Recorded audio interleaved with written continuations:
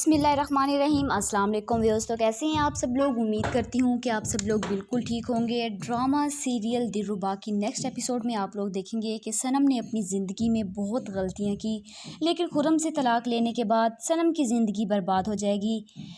सनम अपने वकील से मिलती है कि अब आप लोग मेरा खुलानामा बनाएं और अब मैं मज़ीद खुर्रम के साथ रहना नहीं चाहती। वकील कहता है कि सनम बीबी, आप जानती भी हैं खुला लेने के बाद आप सीधी सड़क पर आ जाएंगी। सनम के सर पर फरहाद की मोहब्बत का भूत सवार है। वो वकील से कहती है कि मैं सब कुछ अच्छी तरह जानती हूँ, पर आपसे जो कहा गया है आप लोग वो करें। दूसरी तरफ आप लोग देखेंगे कि सनम के इस फैसले से फरहाद बहुत खुश होता है। सनम से कहता है कि खुला तो मैं ले लूँगी, लेकिन उसके बाद मैं रहूँगी कहाँ?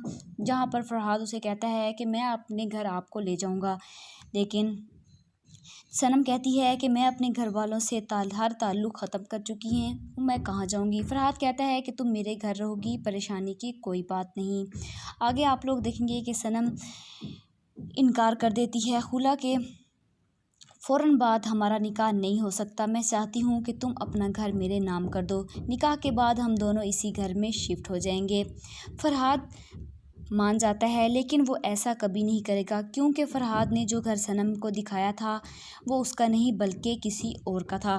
खुला के बाद खुर्रम नताशा को लेकर अपने घर आ जाता है और सनम से कहता है कि अब मैं तुम्हें इस घर में मज़ीद बर्दाश्त नहीं कर सकता, इस घर से दफ़ा हो जाओ। सनम आखिरकार अपना सामान पैक करती है और फरहाद को कॉल करती है और वो आकर उसे अपने घर से ले जाता है। फरहाद सनम के साथ वक्त गुजारने लगता है और जब सनम उससे निकाह का कहती है तो वो साफ इनकार कर देता है और वहाँ पर मौजूद जुनैद की माँ भी आ जाती है। फरहाद के गिरेबान पकड़ लेती है कि इतना बड़ा धोखा, बताया क्यों नहीं मेरे साथ, ऐसा तुमने क्यों किया? इतने में वहाँ फरहाद के पास जुनैद की माँ आ जाती है। फरहाद के साथ आज तुम्हें देखकर बहुत दुख हो रहा है, जब तुमने मेरे बेटे की ज़िंदगी बर्बाद की थी, जिस पर सनम खामोशी से खड़ी रहती है।